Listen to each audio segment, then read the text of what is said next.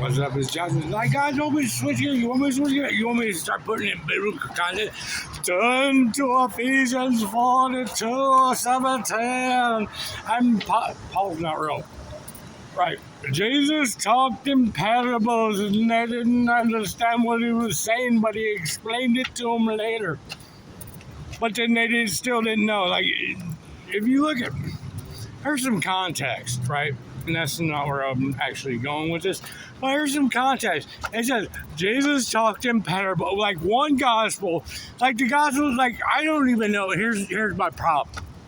There's like people that are like, Bishop Allen, which is theology school, 6 at the super college.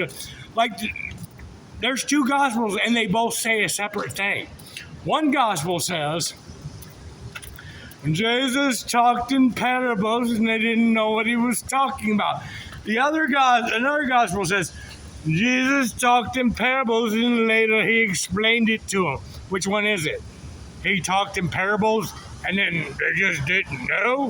What the fuck's he walking around with? Or he talked in parables, but later he explained to the apostles, but it's all a mystery and nobody knows.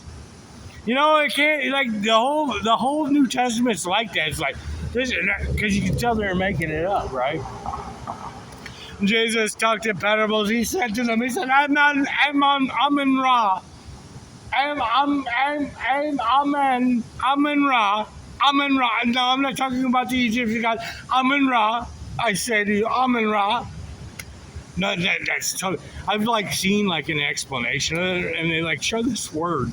They're like, and it's like Hebrew and it's amen and it's got crowns over it. I don't even know if it's a real word. And they're like, shit, that translates to that. No, it doesn't, because it's got crowns over it. And because it has crowns over it, if you knew Hebrew, it changes the whole dynamic phonetical pronunciation of the word, and it's not aman. It probably was aman, and then you guys just change. Let's just change this letter up. That's what they did. So it's not Amen Ra. So it's not the Egyptian God. That's what they did, man. I'm serious. I mean, there's like example of it all over the New Testament. Let's go. Jesus talked to him. He said, that was a wealthy landowner, and the landowner built his barn and he stored his wheat. And then he tore down the barn and he stole more wheat. And you need to give all your wheat to the Romans. You know, that's the story of Joseph in the famine. There was a man, and then he sowed his land, and he found, go to wherever he finds it, he found it, and he picked it up, and he went off, and he purchased the land, and he went and he hid it. That's the story of Jeremiah, when God told Jeremiah, before the Assyrians, or like the Babylonians invaded, he said, hey, go up there and buy some land. Then I want you to walk and go bury it in a jar somewhere.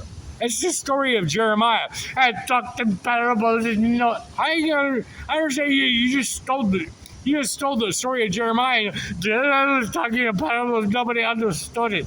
The story of Jesus talking in parables, it's the story of Joseph in the famine. Like, I mean, like the New Testament is just completely like a bunch of like a dude's going around, man, we got to fix this, how do we fix it? We'll steal this story. Jesus said that. Jesus, what?